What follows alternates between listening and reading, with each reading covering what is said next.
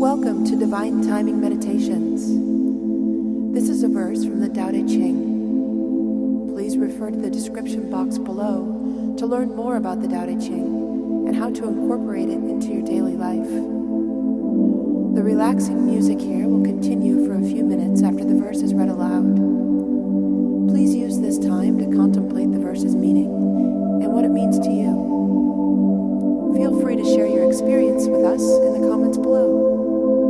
And while you're here, please subscribe to our channel to get notified about all of our self-discovery content. Now let's begin.